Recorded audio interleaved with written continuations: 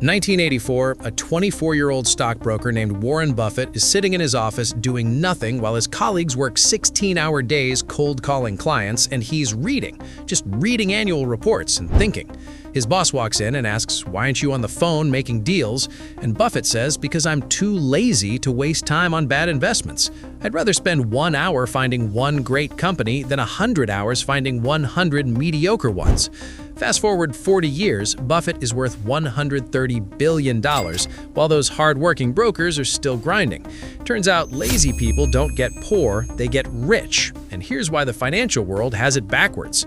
Wall Street glorifies the grind. Traders staring at screens for 12 hours, analysts pulling all-nighters on pitch decks, hustle culture.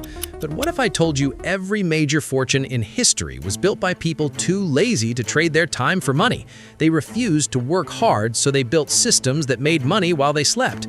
Ray Dalio was too lazy to manually track every economic indicator, so he built algorithms that did it for him. Now, Bridgewater manages $150 billion. Jeff Bezos was too lazy to drive to stores, so he built a system where stores come to you. Amazon prints money 24/7 while he sleeps.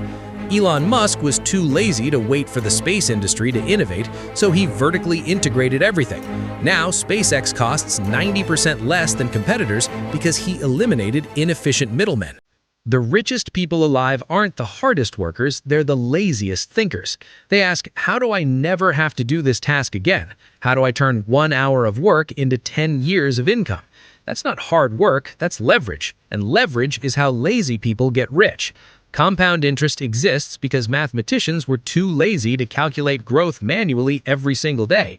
The stock market exists because people were too lazy to negotiate every transaction individually. Index funds exist because investors were too lazy to pick individual stocks. Literally every wealth-building tool you use today was invented by someone too lazy to do it the hard way. Your brain is an efficiency machine. It burns 20% of your energy, despite being 3% of your body weight.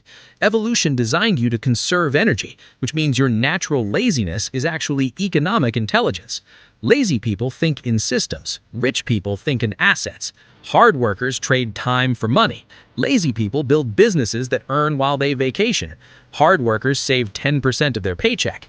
Lazy people automate their entire investment strategy and never think about money again.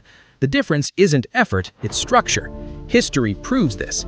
John Bogle created Vanguard index funds because he was too lazy to actively manage portfolios.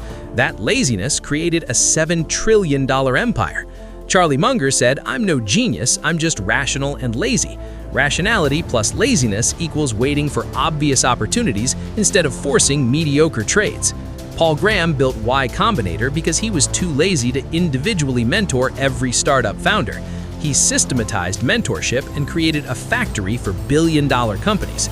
The hardest working person in finance often makes the least because they're stuck in the time for money trap. They're trading hours for dollars instead of building systems that multiply dollars without hours. Meanwhile, the lazy investor who automated everything in 2 hours 10 years ago is now retired at 40 living off passive income.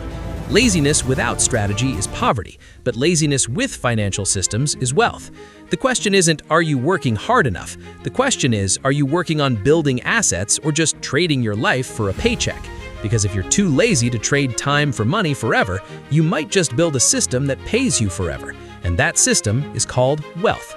So next time someone says lazy people stay poor, ask them why every billionaire works less than their employees.